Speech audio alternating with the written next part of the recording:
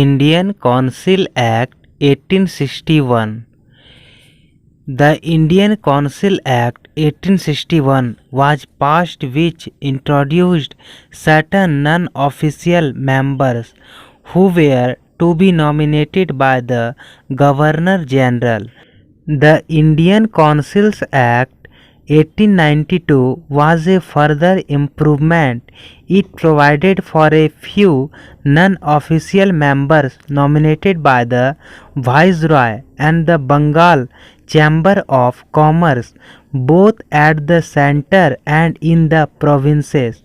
The object of the act was to widen and expand the functions of the Government of India and to give further opportunities to the non-official and native elements in the Indian society to take part in the work of the governments.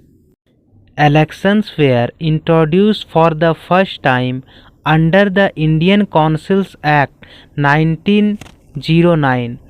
The deliberate functions of the legislative councils was also enlarged, as the members of the councils could now influence the policy of administrations by moving resolutions on budget etc. The Governments of India Act 1919 was another landmark in the constitutional history of India. This act provided for diarchy or double government, whereby the subjects were classified into two categories, transferred and reserved. The central control over the provinces was reduced and the central legislature made more representative by taking in Indians. The 1919 Act introduced the bicameral system of legislature for the first time. This system provided for an upper house named Council of State and a lower house named the Legislative Assembly.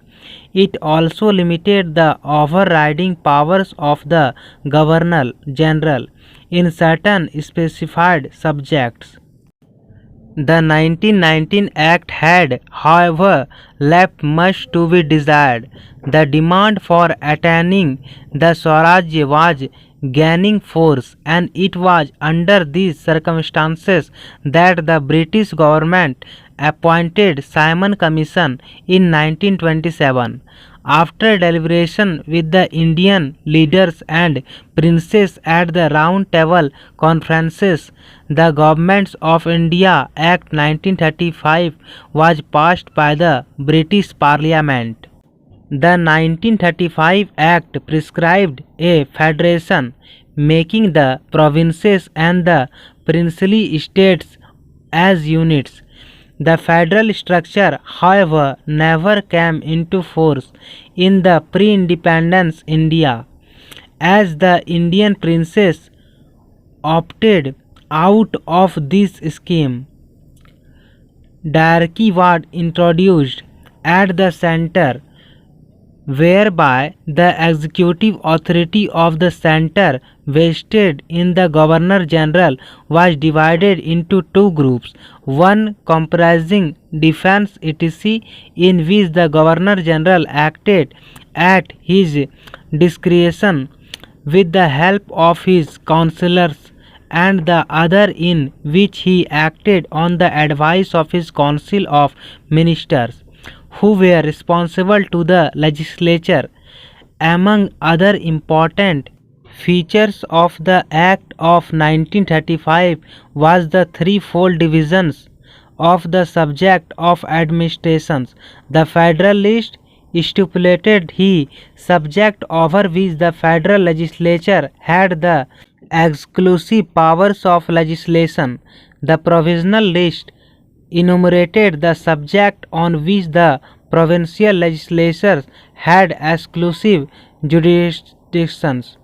Lastly, the concurrent list provided for the subject over which both the federal and the provincial legislatures exercised jurisdictions.